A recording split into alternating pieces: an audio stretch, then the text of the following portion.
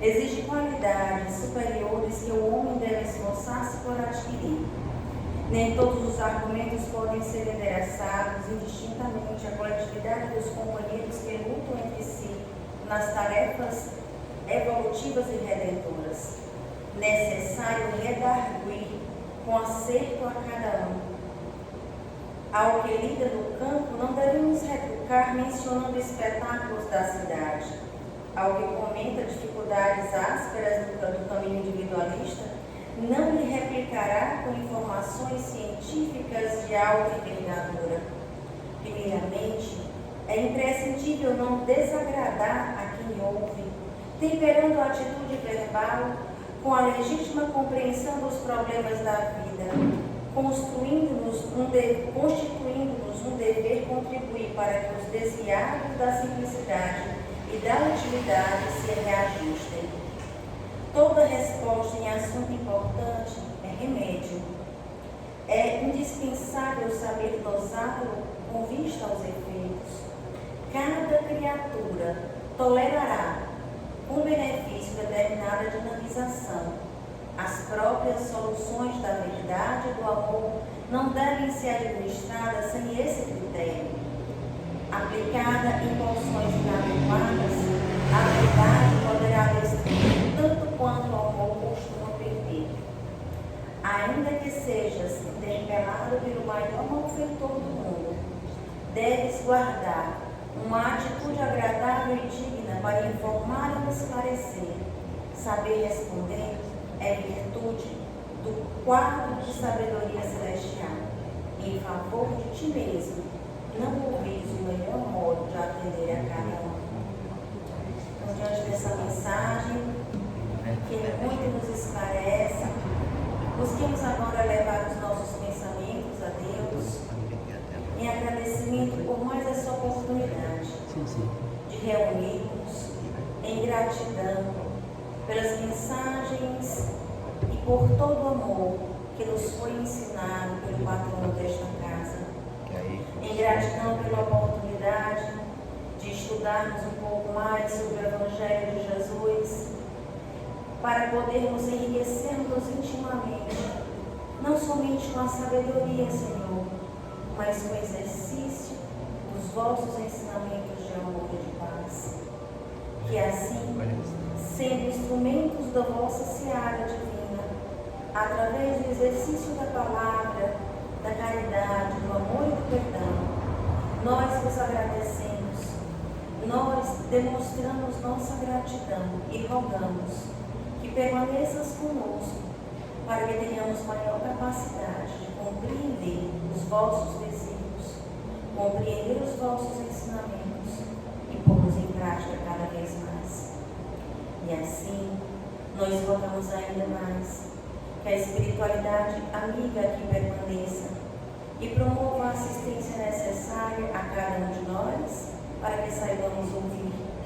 E ao palestrante da noite, para que suas palavras fluam com sabedoria e serenidade e encontrem em nossos corações um solo fértil, para que possam essas palavras frutificar e render muitos frutos. Que assim seja. Então, passo agora a palavra para o Dr. Marcelo Cruz, que dará início à sua palestra sobre Zaqueu.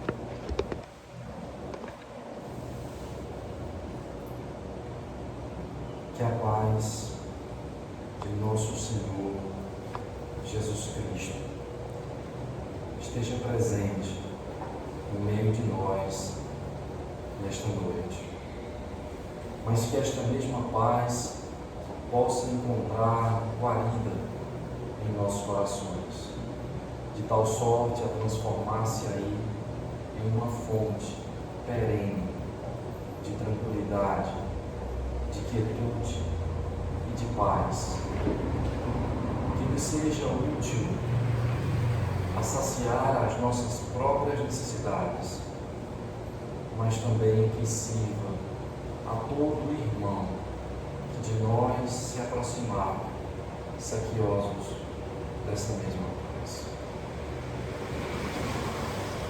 Jericó é uma cidade que traz em si peculiaridades extraordinárias. Localizada na região do Oriente Médio, batizada desde a dominação romana, após a destruição do Templo de Jerusalém, até os dias de hoje, com o nome de Palestina, apresenta-se situada nas proximidades do Rio Jordão, mais ao sul do Mar da Galileia. Encontra-se a aproximadamente 8 quilômetros ao norte do Mar Morto e dista-se aproximadamente 27 quilômetros da cidade de Jerusalém.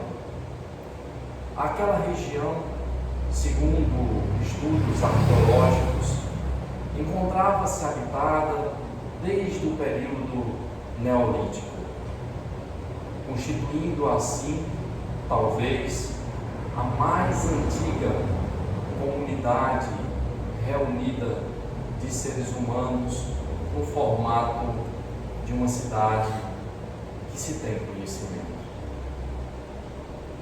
Esta cidade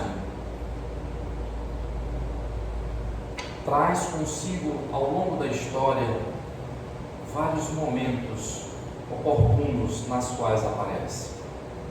Foi ela a primeira cidade conquistada por Josué após o desencarne de Moisés, adentrando naquela região que havia sido prometida àquele povo e àquela nação.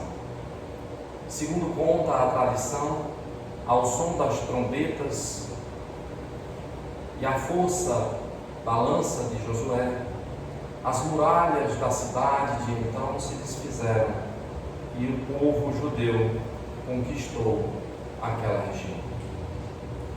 Houvera sido também embelezada por Herodes o Grande, assim como reestruturada por seu filho Aquileu. E nos tempos do Senhor, tornara-se ela uma passagem quase obrigatória daqueles que desciam da região da Galileia em direção à cidade de Jerusalém.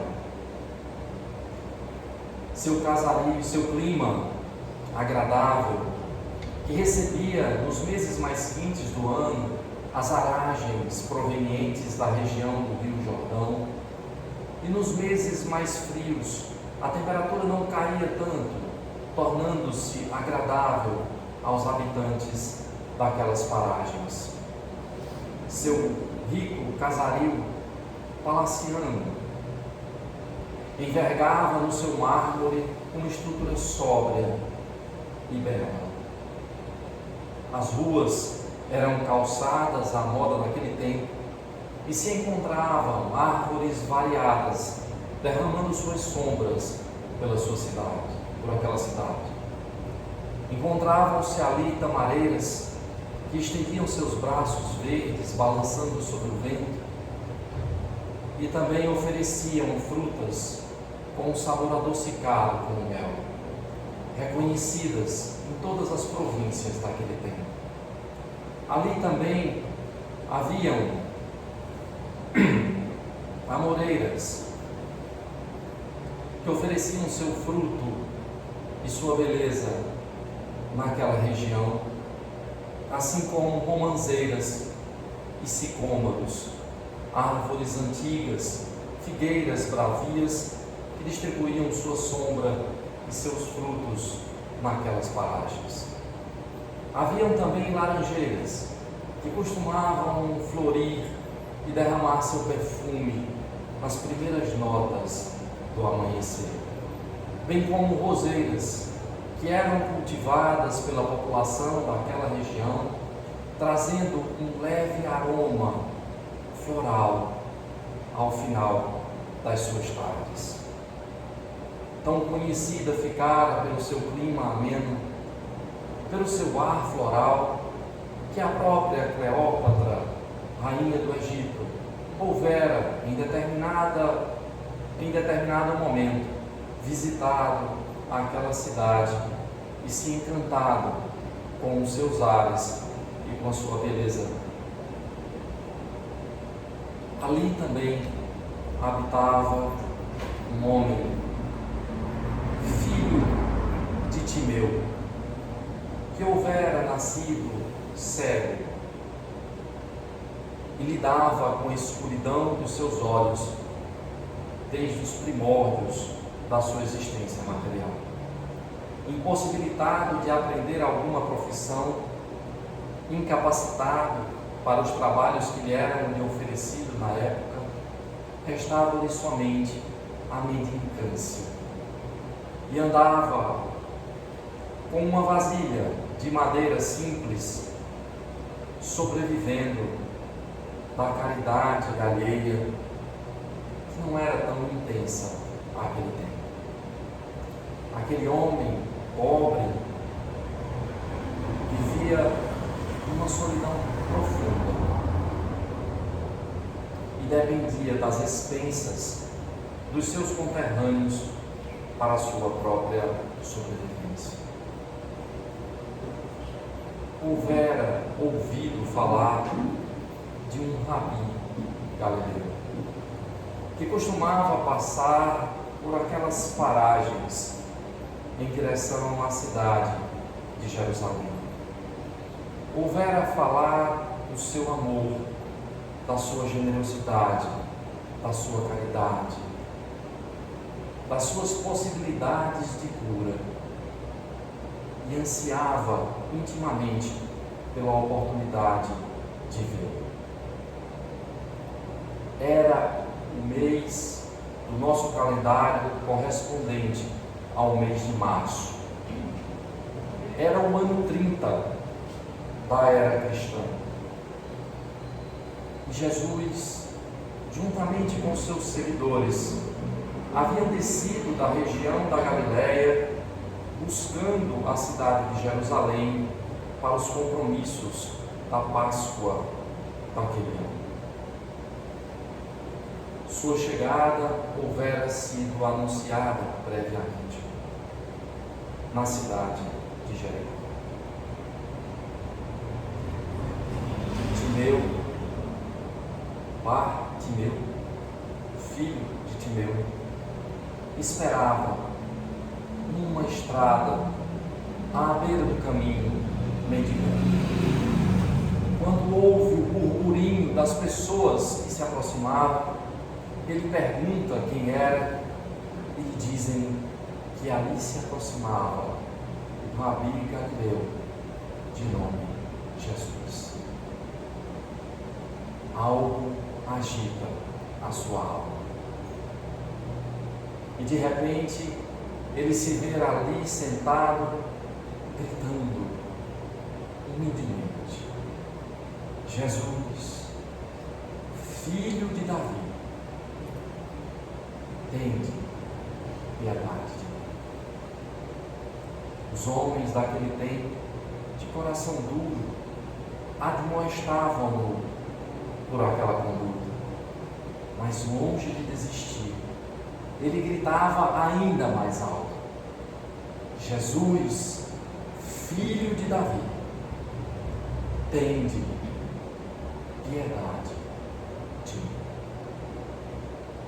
O mestre ouve no silêncio da sua alma aquela súplica e, movido de compaixão, pede àqueles que o cercavam que o trouxessem até ele. Os homens mudam de figura, talvez até pela presença do próprio mestre. Voltam-se para ele e diz: tende bom ânimo, eis que ele te chama. levaram-no até o mestre,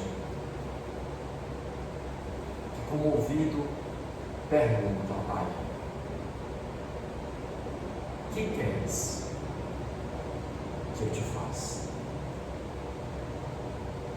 Senhor, que eu veja.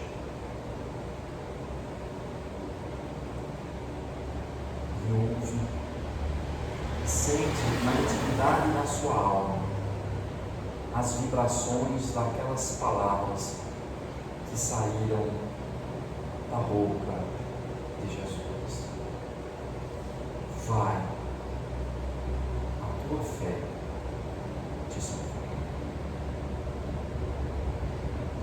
Ele não sabe explicar como ao certo, mas de repente uma explosão de luz se encontra diante dos seus olhos.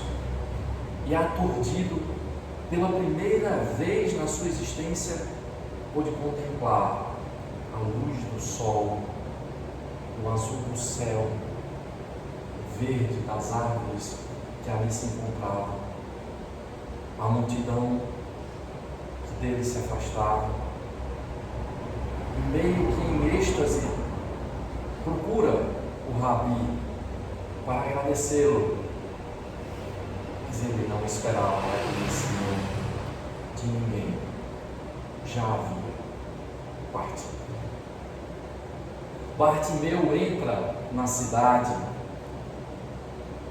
esfuziante de energia, gritando hosanas a Deus pela bênção que houvera recebido.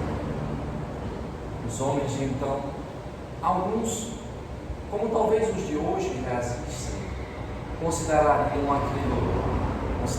aquilo um milagre. Outros, como talvez hoje ainda existam, consideraram como um embuste, como uma farsa. Mas Bartimeu, longe de todos esses pensamentos, exultava de alegria. Na cidade de Jericó havia também um homem de nome Zaqueu. Zaqueu era um homem de baixa estatura e de grande compleição física. Ele houvera, numa asta pública, adquirido o direito de se tornar um publicano. Um publicano era alguém que conseguia o direito dado pelo governante romano de cobrar os impostos dos seus semelhantes. Jericó era uma cidade rica. E naqueles tempos, 3 tipos de impostos eram cobrados. Um imposto semelhante ao dízimo, que correspondia à 10ª parte daquilo que o indivíduo produzisse. Os partitures eram responsáveis por cobrar os impostos alfandegários, que eram impostos cobrados sobre todas as mercadorias que adentravam e saíam daquela cidade. E o pecuário era responsável por cobrar os impostos referentes à produção e ao uso da terra e da pecuária. Por ser uma cidade próspera e rica, e ser também um ponto de transição onde muitos dos mercadores passavam em direção aos comércios ao Oriente, era uma cidade muito rica e que gerava também muitos impostos. Zaqueu trabalhava na alfândega. Conseguira essa posição em uma disputa pública. Mas, todavia, porém, a posição de publicano era profundamente desconfortável para quem a exercia. Se de um lado ele conseguia obter recursos materiais que colocara numa situação privilegiada em relação aos homens daquele tempo, angariara para si o ódio dos seus compatriotas, que apresentavam ojeriza ao pagamento dos impostos cobrados pelos dominadores romanos, pelos Césares de então. E consagravam aqueles que se colocavam como cobradores desses mesmos impostos um ódio profundo, porque segundo eles, teria ido eles de encontro às próprias leis mosaicas. E os puritanos de então, porque em todos os tempos houveram, os tratavam com asco e com desprezo. Não com violência, porque eram protegidos pelos soldados romanos. Em contrapartida, aqueles que assenhoravam os seus serviços os humilhavam, porque não eram romanos, eram servos subservientes a Roma, cujo trabalho era para eles útil, porém não muito relevante. Quem quer que conseguisse obter esse posto tinha o direito de trabalhar como cobrador de impostos pelo intervalo de tempo de 5 anos. Como exerciam uma atividade que era lucrativa, porém não interessante e profundamente desgastante pelos romanos, os governadores de então fechavam os olhos para os seus negócios escusos e eles conseguiam enriquecer muito num intervalo curto de tempo, às expensas da dor e do sofrimento ou dos recursos materiais dos seus semelhantes. Aquela posição que a muitos não incomodava era profundamente impactante na figura de Zaqueu. Se sentia infeliz, não tinha amigos. Sua casa, um palacete por ele construída, era ornamentada por obras de arte de todas as partes do mundo. Sua bolsa encontrava-se sempre recheada com as moedas de então. Sua cozinha era farta, mas sua vida era solitária e vazia. Muitas vezes, acariciando a cabeça de seus filhos, pensava ele que, num determinado momento, quando adquirisse recursos o suficiente, iria abandonar aquele trabalho, iria ir para longe de Jericó, muito longe, para tentar conseguir viver em paz.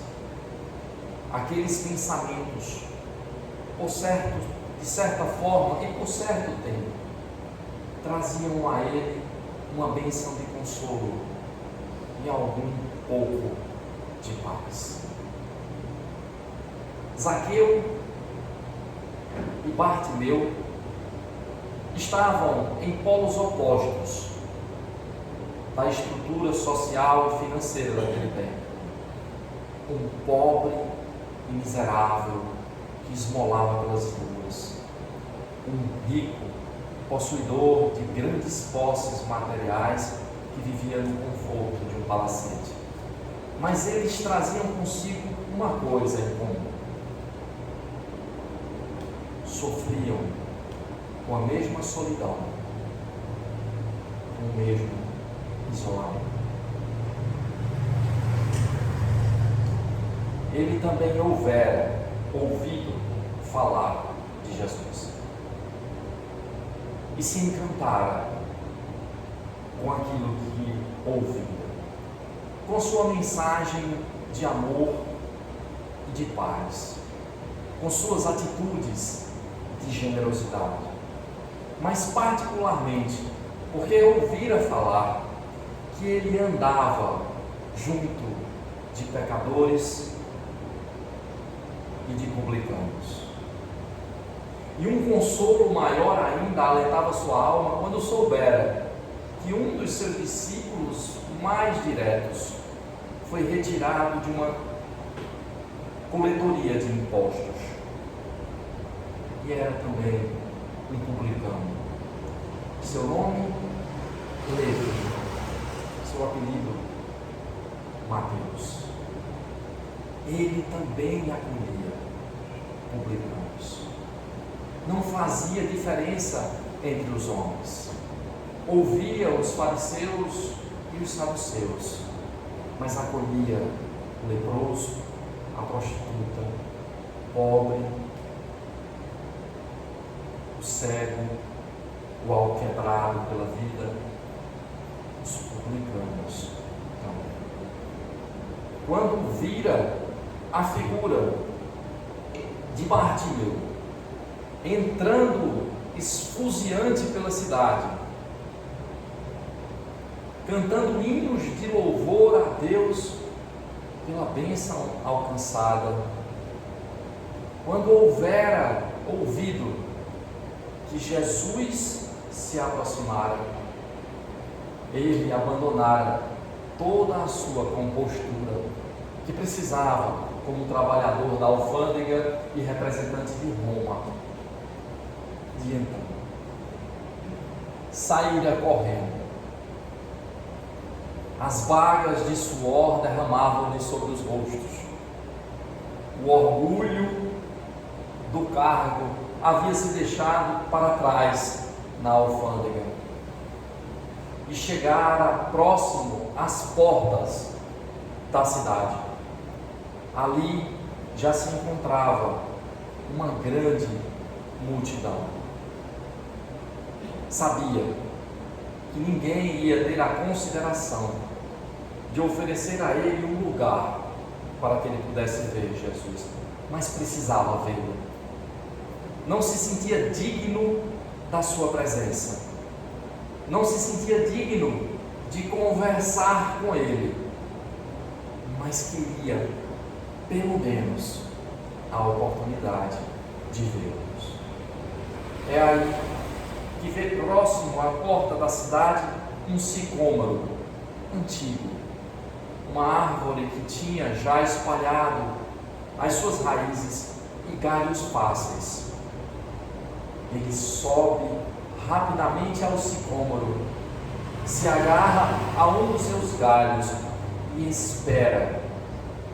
Enquanto isso, adentra pela porta da cidade a figura do Rabi Galileu. Como é belo soava o pensamento na sua alma. O Rabi Galileu vinha com roupas simples, trazia o seu cabelo repartido ao meio, levemente acastanhado, de coloração de ouro, derramado sobre os ombros. A barba simples, desgrenhada, mas trazia em si um porte majestoso, que ele não sabia descrever, e jamais vira outrora em ninguém. Dele irradiava uma luminosidade que era própria de uma onda de paz profunda, perfazia tudo que o cercava. Dir-se-ia que uma estrela de Deus adentrava agora pela cidade de Jericó. Dir-se-ia com toda a propriedade possível e a justiça merecida. Ele caminha enquanto Zaqueu, encantado, olhava para ele. A figura excelsa de Jesus era algo extraordinário. Ninguém conseguia ficar indiferente à sua presença.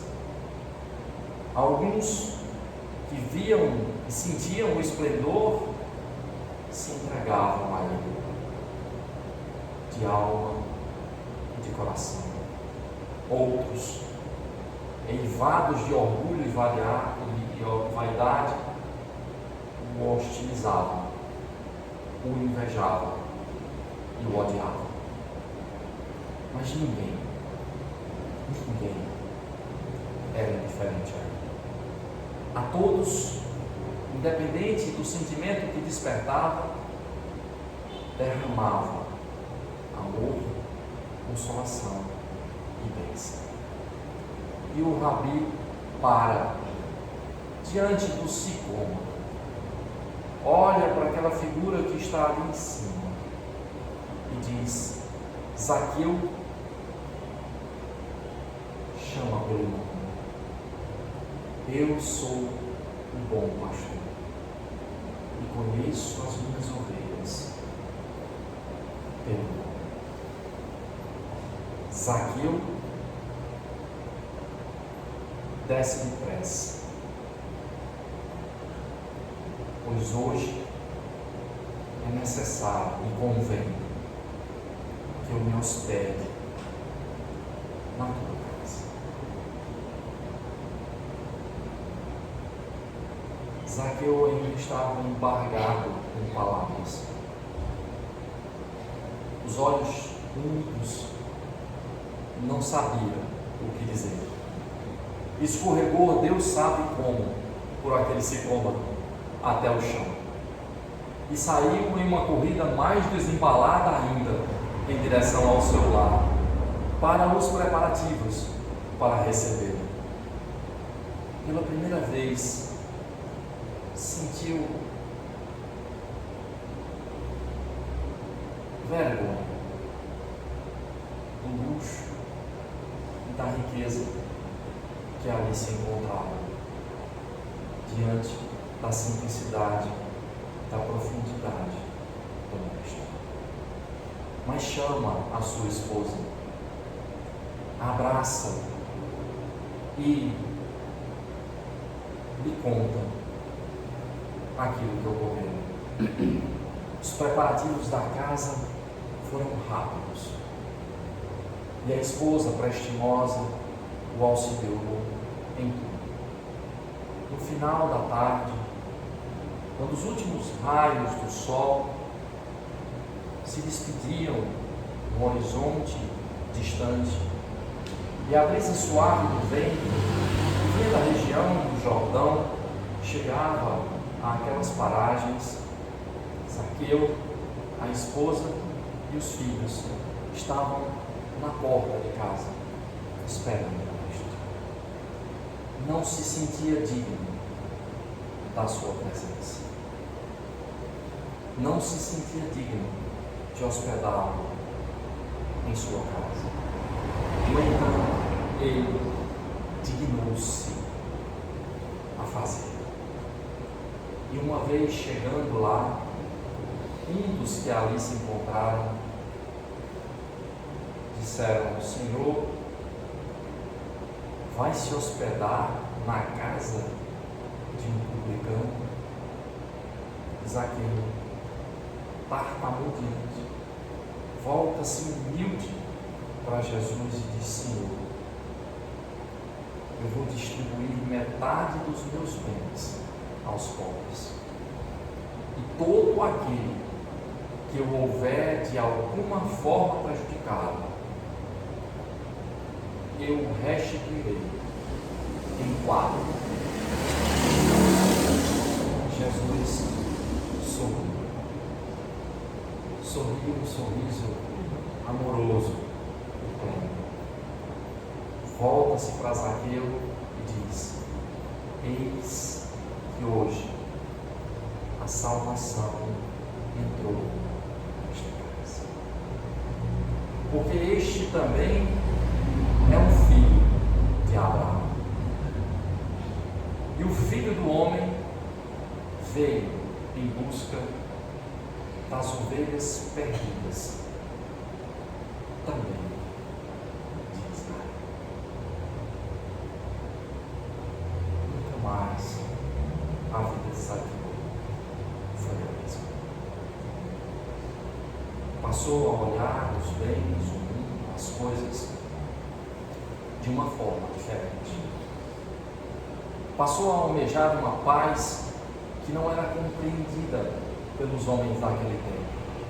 Turbulentos, quais ainda o são hoje, disputando passo a passo as moedas do cotidiano da vida, o luxo e o conforto. Contadores de histórias do Evangelho, no plano espiritual, asseveram que muito tempo depois da crueldade do Calvário, a pedido de Pedro, Simão, que houvera assumido a responsabilidade do rebanho de Jesus após a sua partida, esse ex-publicano, havia se dirigido à cidade de Cesareia, onde havia assumido uma pequena comunidade cristã, e passou o resto dos seus dias ali, servindo, ajudando, amparando, socorrendo e apoiando. Volta ao plano espiritual, trazendo consigo a riqueza deste encontro com Jesus. Zaqueu exprime a mais elevada das qualidades, a mais alta delas, a humildade.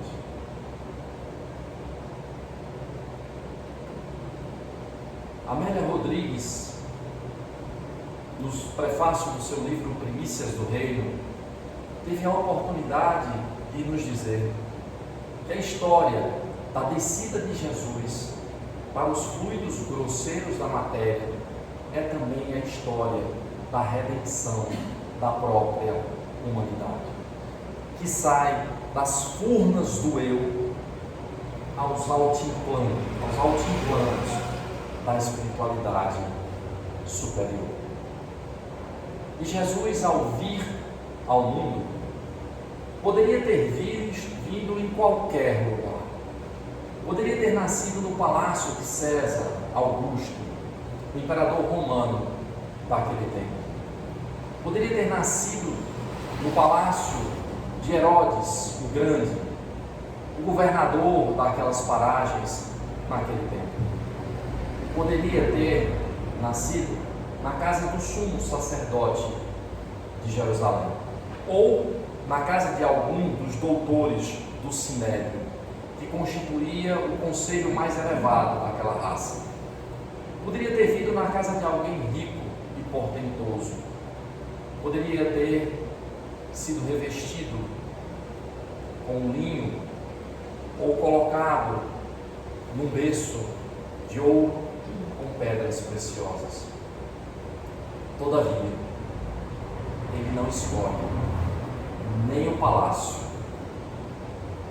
nem a cidade, nem as famílias ricas de recursos materiais, mas uma família simples e humilde, de uma vila perdida da região da Galileia, que houvera atender um censo solicitado por Quirino, dirigindo-se à cidade de Belém. E ele nasce, encarna em Belém. Bet-Reim, em hebraico, significa a casa do pão. Aquela casa do pão seria o local da encarnação daquele que viria a ser o pão do mundo. de todos os tempos. Ele escolhe um lugar humilde, pois eis que todas as portas da cidade, que estavam abarrotadas de gente, que vieram atender ao mesmo censo, foram fechadas. Aquele homem maduro e aquela mulher jovem que se encontrava nas primeiras contrações perenes. Lembrando-se a palavra do profeta Isaías que dizia: veio para os seus, e os seus não o receberam. Foi aí que alguém disse: lá no campo tem uma pequena estrebaria, podereis encontrar repouso para ti e para a tua mulher. E ali, naquele campo, afastado, longe da cidade, o Verbo de Deus se fez carne. A luz do mundo se acendeu. E Emmanuel nos conta que ele assim o faz para ensinar à humanidade a chave de todas as virtudes: a humildade. A humildade. Porque o arrogante já se considera cheio, o orgulhoso já se considera pleno. Não há como ensinar ou como aprender para um espaço que já se encontra preenchido. O humilde se abre, o humilde acolhe, o humilde acolhe. E os lábios da sabedoria, elas só falam aos ouvidos da humildade, porque não perde tempo, os ouvidos tapados pelo orgulho e pela vaidade. Mais tarde, já ensinando no alto do monte, Jesus profere o mais extraordinário sermão, discurso jamais proferido na história da humanidade. Ali ele lança a maior reforma moral que foi proposta para os homens desde então. Começa o seu sermão com a canção das bem-aventuranças. E a primeira bem-aventurança é: bem-aventurados os pobres de espírito, porque deles é o reino dos céus. Séculos de teologia cristã se debruçou sobre esse pequeno versículo, sem conseguir ao certo compreender. Alguns acharam que pobres de espírito ele se referia aos ignorantes. Mas como alguém de tão elevada sabedoria poderia louvar e dizer que é bem-aventurada a ignorância? Não faz sentido. Outros ainda disseram que pobres do espírito eram aqueles que eram desprovidos de bens materiais. Mas como alguém de tão grande entendimento poderia desprezar o valor dos bens materiais? E acaso todo aquele que é desprovido de bens materiais, ele é nobre? Ele é sábio? Ele é luminoso? Assim como aqueles que os possuem são necessariamente sombrios, ruins, eivados ao mal. Não é a posse ou a ausência de bens materiais que dignifica o homem, é aquilo que ele faz com ele, que o torna um instrumento de elevação ou de queda. Não poderia ele louvar também a pobreza material. É aí que um professor do século XIX, de nome Hipólito Leon Denizar Rivaio, teve a oportunidade de esclarecer, refletindo sobre esse tema. Aos pobres de espírito, Jesus se referia aos humildes. Novamente, a humildade, a mais elevada de todas as virtudes, porque é a chave das outras virtudes. O humilde, ele consegue alcançar a sabedoria, porque não se acha pleno e aceita os ensinamentos. O humilde não se coloca nas primeiras posições, mas nas últimas. O humilde se coloca a serviço do Pai, auxiliando os seus irmãos. O humilde reconhece e segue o seu pastor. A humildade. A virtude desenvolvida e exemplificada por Zaqueu e demonstrada abundantemente por Jesus. Porque 3 anos depois daquela visita à cidade de Jericó, 3 anos de trabalho contínuo, convivendo intimamente com aqueles 12 que lhe fizeram mais próximos, vendo os feitos de Jesus, bebendo através dos seus ouvidos os seus ensinamentos, convivendo com a sua exemplificação, quando já estava próximo do termo do seu ministério, eles disputavam uns com os outros quem seria o maior no reino dos céus. Parecia que não tinham entendido nada. É aí que Jesus, movido de misericórdia, se veste, se cinge à maneira de escravo, pega um jarro ou uma vasilha, se ajoelha diante deles e lava os seus pés.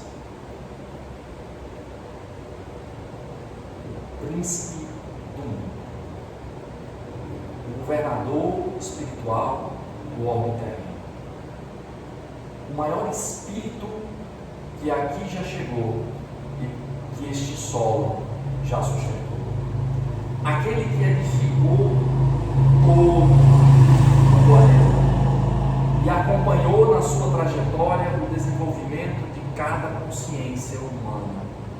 Filho de Deus que nasceu numa manjedoura. E não sou eu que diz isso. Quem diz é João, o evangelista, que diz assim: no princípio era o Verbo, e que o Verbo estava com Deus, e que o Verbo era Deus, e que tudo se fez, foi feito através dele, e sem ele, nada do que foi feito teria sido assim. Ele se veste como um escravo, se ajoelha com uma vasilha e um cântaro de água para lavar os pés de homens orgulhosos e ignorantes, que em 3 anos de apostolado não conseguiram entender a sua missão de generosidade, de caridade, de amor, que orgulhosos disputavam quem sentaria ao seu lado direito ou ao seu lado esquerdo. E ao chegar a Pedro, ele se recusa a ser lavado, e ele diz: se eu não bem, em verdade vos digo, que se eu não lavar os teus pés, não estarás comigo. Senhor, lava os pés, lava as mãos, lava o rosto, lava o que quiser. E o nega naquela mesma noite, antes do galo cantar, 3 vezes. 3 vezes. A grande chaga da humanidade. Humildade. A grande qualidade que faz contraponto a isso. O outro polo do orgulho. O polo oposto, o polo para o qual nós devemos caminhar. Porque entre um extremo e outro, entre o orgulho e a humildade, existe um longo caminho a ser percorrido pela alma humana. Zaqueu traz em si um vislumbre dessa humildade e carrega consigo por todas as suas existências sucessivas, até demonstrar isso de uma forma plena na sua última encarnação conhecida, quando encarna numa região chamada, conhecida naquele tempo como Riacho do Sangue, e recebe o nome de Adolfo Bezerra de Menezes, médico dos pobres, aquele que, humilde, ao se deparar com a verdade espiritual, subindo num bonde, indo para casa, abre o livro dos Espíritos e tem a impressão de já conhecer todo aquele conteúdo, e sobe no bonde católico, desce do bonde espírita. Aquele trabalhador humilde de Jesus, que mais uma vez abandona todos os bens materiais que possui e trabalha em função da unificação do Consolador prometido nas terras do Brasil. Esse trabalhador humilde, que entrega tudo o que tem do ponto de vista material aos pobres, aos simples, aos humildes, que, transitando por altas escalas políticas do seu tempo, tudo abandona em detrimento ao serviço de caridade aos seus semelhantes, ao ideal excelso do Cristo, da construção do reino de Deus na alma humana. Desencarna, pobre materialmente, tão pobre que seus amigos precisaram se cotizar para poder comprar um féretro, para poder alugar, para poder comprar um terreno no cemitério, para depositar ali o seu corpo.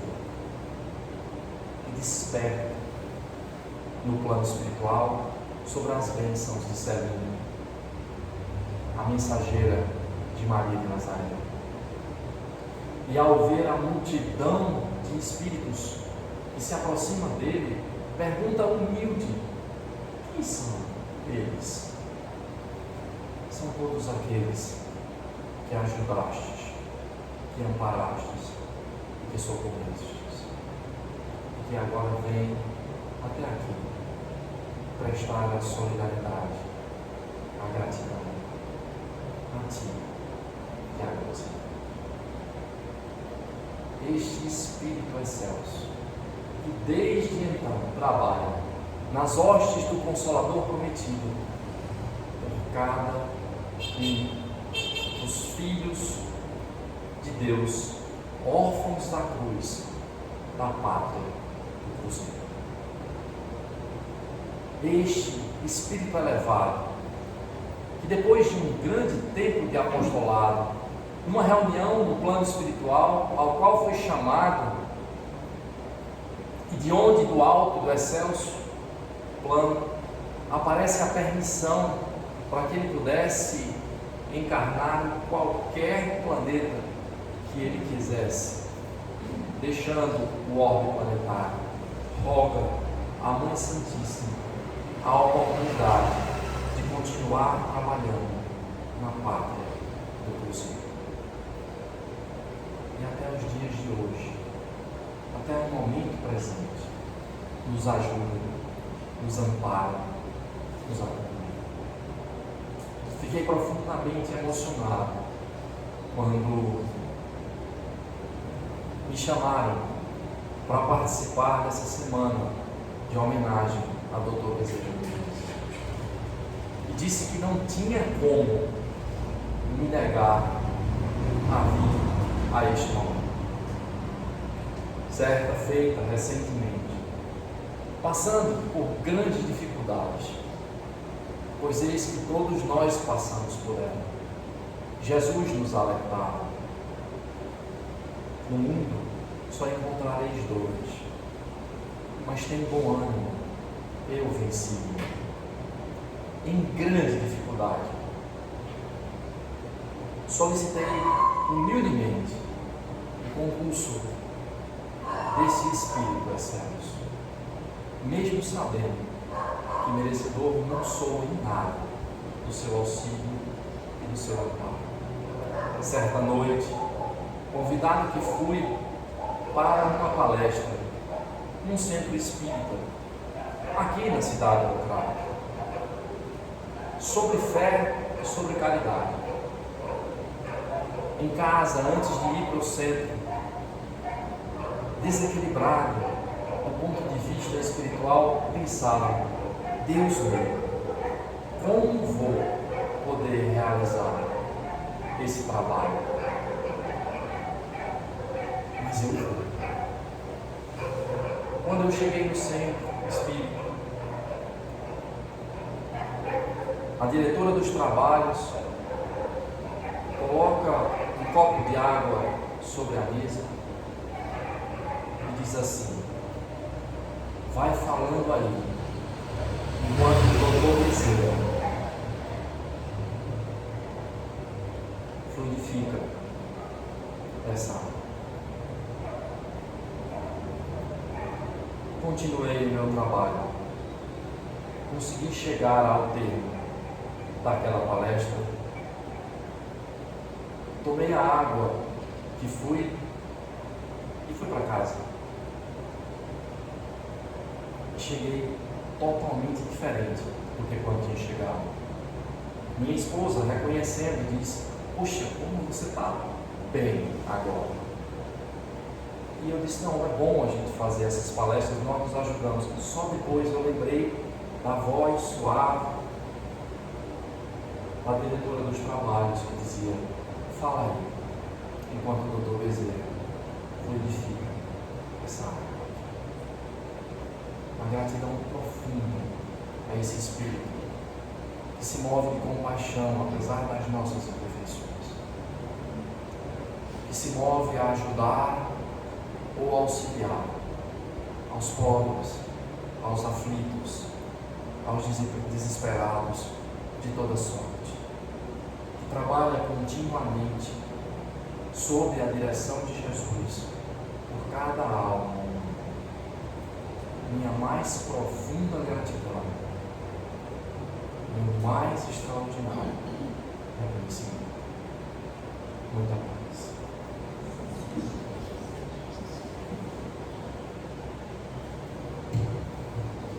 Nós agradecemos imensamente as palavras proferidas na noite de hoje. E antes de encerrarmos, só gostaríamos de lembrar que semana que vem nós teremos aqui na casa a Luciana Leite, que nos falará sobre a trajetória espiritual do Senhor. E para encerrarmos, nós pedimos ao Dom Marcelo que profira a nossa prece de agradecimento.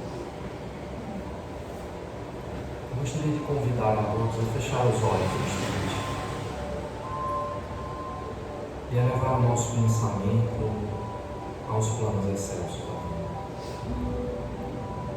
Amoroso e sublime Mestre Jesus, amigo incomparável de todas as horas, a teus pés, Senhor, depositamos todo o nosso reconhecimento, toda a nossa mais profunda gratidão por aquilo que conseguimos divisar do teu trabalho, mas também por tudo aquilo e muito mais que a nossa visão estreita e a nossa capacidade limitada não nos permite entender. Gratos te somos, Senhor, pelo teu concurso, segurando o leme desta nau planetária, pela tua divina solicitude, que manda os teus prepostos, como nosso bom amigo Dr. Bezerra, em auxílio aos pobres, aos aflitos, aos necessitados da alma de toda sorte. Pedimos, Senhor, humildemente, que abençoe a este irmão Evaldo, que ilumine o seu trabalho, para que ele possa continuar exercendo a generosidade, a caridade, em teu nome, com a humildade que aprendeu contigo. Sede também conosco, necessitados de toda sorte, dos dois planos da vida, hoje, Senhor, e sempre, que assim seja.